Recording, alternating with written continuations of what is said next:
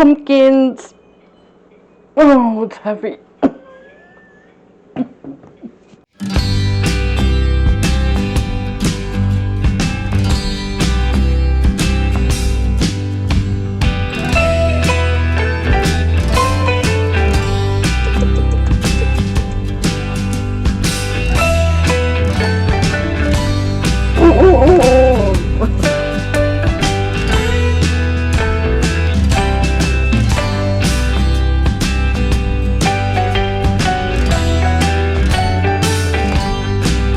Hey Garden Maters, welcome to Corner Homestead.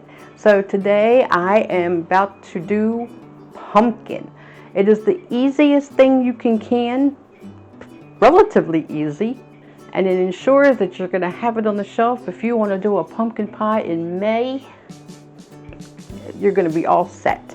So before I get into this video, I will tell you that the USDA has never really approved of canning pumpkin.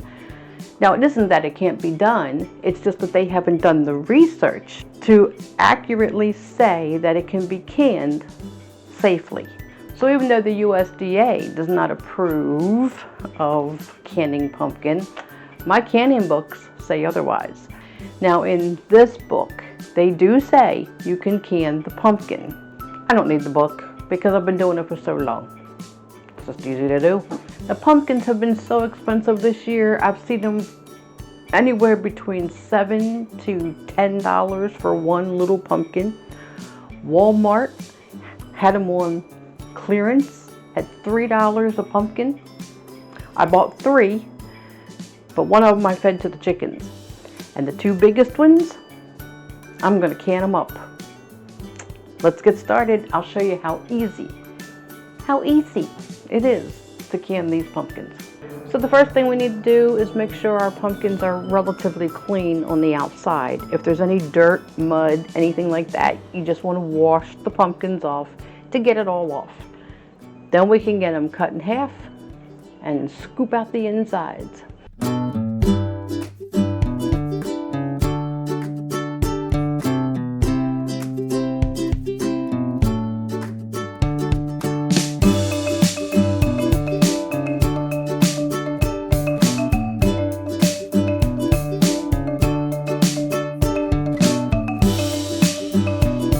And I used to have a 2-tier steamer, and I would put the pumpkins, cut them in pieces and put them in the steamer. It works just as well, but because I don't have my steamer any longer, I'm going to put the pumpkins into the oven.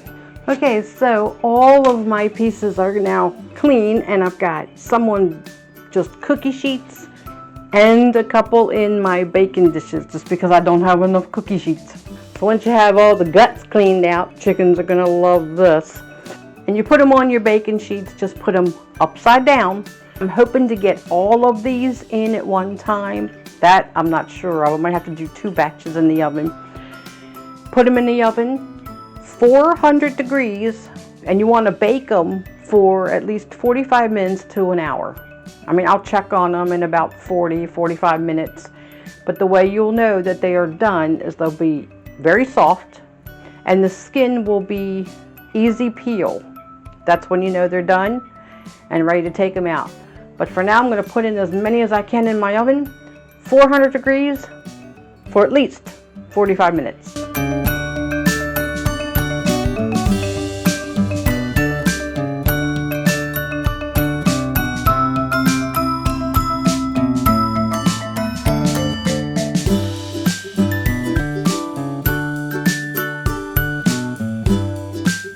Depending on the size of the pumpkin and mainly the density of the pumpkin, that's going to be how long it's going to take for these to bake. These pumpkins were very hard. So it's taken longer than normal. I checked them at 45 minutes, they were nowhere near done. I checked them at 1 hour and 10 minutes and they still weren't done. So it's been 1.5 hours, and I think some of them are done now. There is one big, large half in there that I know is not done. But I think I can get some of them out a while. I'll tell you right now, it is so much easier to cut them in pieces and steam them. Just put them in the steamer, let it go, That is what I used for years and years and years until it went up. But I gotta get another one because doing them in the oven like this takes so much more time. It seems like it takes so much longer. So yes, if you have a steamer, use it. If you're putting them in the oven, be sure to keep a little bit of water in the pan. I've been trying to do that, but I'm telling you, the pans are gonna burn. They do. They just burn. They burn. It's gonna be a bad cleanup. Okay, so after the hour and a half, you can see the skin is wrinkly. You want it to peel back pretty easy. And of course, the pumpkin to be soft, which it is. I think this one will be okay. Yeah, it's gonna be fine. Okay, a little warning, if you're doing this in the oven, inside, it's gonna make your house stink. Trust me, it's gonna stink up the joint. It just does. It does not smell very pleasant because of the water when it burns on the pans. And unfortunately, there is no way, I don't think, to stop that. It's gonna happen. So now that they are cooled off enough, I'm gonna go ahead and peel off the skins, and then I'm gonna put the flesh of the pumpkin into the food processor. You want to just blend it up really well, and then we're going to check to see how much liquid would still be in it. Too much liquid can be bad. We want it a perfect consistency.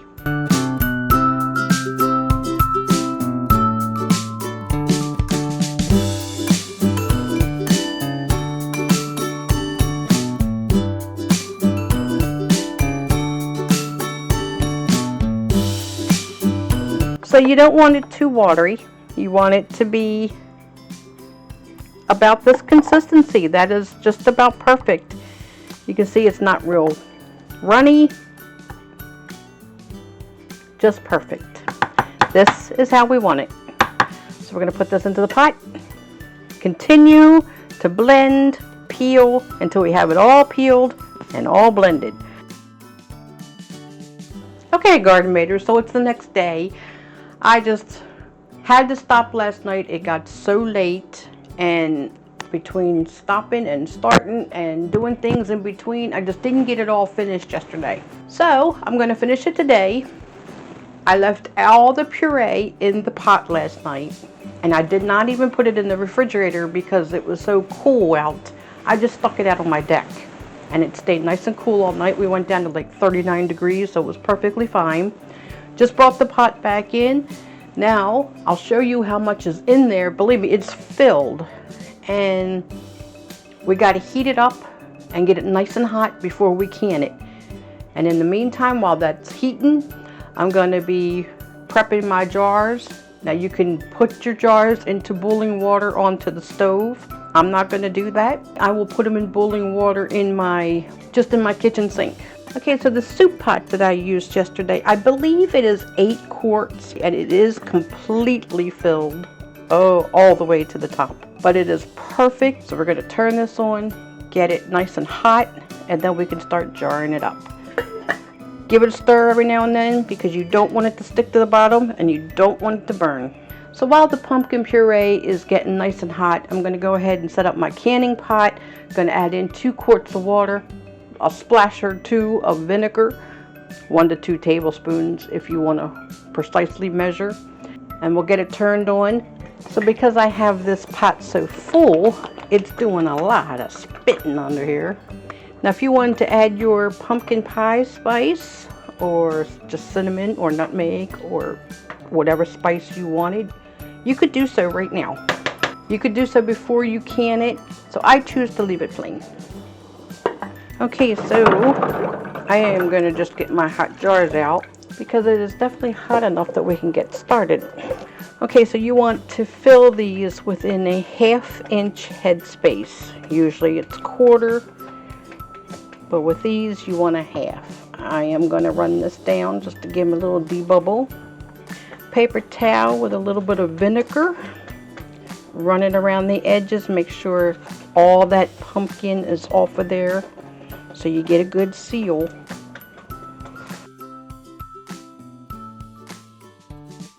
Of course, put on the lids.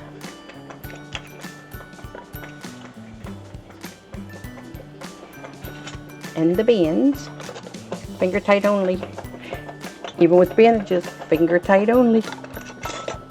And these are ready to put into the canner. And then we'll work on getting all the other ones finished. Okay, so 9 pint-sized jars are in my canner. Put the lid on, let it start to steam. This always says it'll hold 10 pint, but I can never get that 10th one in. And I still have this much more to get done. So when you go to put your lid on your canner, be sure to push down before you turn it. Get that seal going. We're going to let this steam. When you start to see it pouring out of the vent, let it steam for 10 minutes before you add your weight. So it's been going at a full steam now for the 10 minutes. We're going to go ahead and put on our weight. Now of course for my elevation, 10 pounds of pressure. Yours may be different. Just look it up online if you're unsure about your elevation and what pound of pressure you should use. So the pressure lock has come up. As soon as this starts to do its little jiggly dance, we're going to time this for 55 minutes. Now, there are many questions about the processing time of pureed pumpkin. Let me explain. Okay, so processing times for your pumpkin, pureed pumpkin. There is information out there all over the place, and I'm telling you, if you do any kind of a in-depth search on processing times, you're going to find all different kinds of answers when it comes to processing your pumpkin. Beware that if you go online and you search around, the processing times you most likely are going to see are for regular pumpkin cut into cubes and canned in cube form, not puree. Most of the time it was 55 minutes for pints and 90 minutes for quarts. And even in this book here, the canning and preserving book, it's not ball. Under the winter squash, which does include pumpkin, that it should be processed for 85 minutes for pints and 115 minutes for quarts. I think that's a little bit of an overkill. So I'm going to do mine 55 to 60 minutes for the pints, and I do want to do 90 minutes for quarts, just to ensure that they are well processed.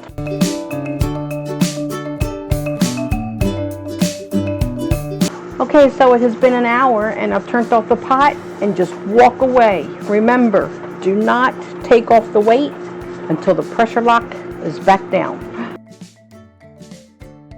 Okay, pressure lock just went down about 5-10 minutes ago, so it's okay to remove the weight. I'm going to let it set for just a minute or two, and then I'm going to open it up, get this set of jars out, see how they turned out. And I got another batch to process yet. Always open the pot away from your face. Please remember that, or that steam will get you every time. The water is a little discolored with the pumpkin color, so that tells you had some seepage, which is perfectly normal. But as for the pints themselves, they could not look any better. Oh, look at those. That's beautiful. Perfect canned puree pumpkin.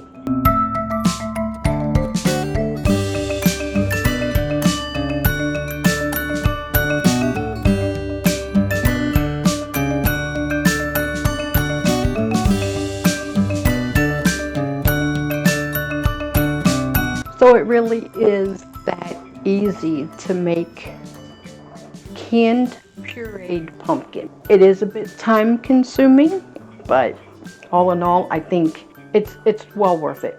So if you have any questions, please comment below. And if you haven't already subscribed, I hope you take the time to do so. Love to have you as part of the community. Love to watch the Garden Maters grow. So until next time, I love y'all. Take care. God bless. And I'll see you on the next video. So it's been a while. I've cleaned the jars and I just wanted to show you how beautiful this pumpkin puree turned out. I mean, it's absolutely perfect. So because it is Thanksgiving time next month, the stores are already starting to put a few things on sale for the upcoming holiday. When I was at Walmart and I bought my 2 large pumpkins, $3 a piece, I also picked up 2 cans of pumpkin puree. Why? I don't know. It was on sale. 15-ounce can on sale, $1 a can. $1 for this.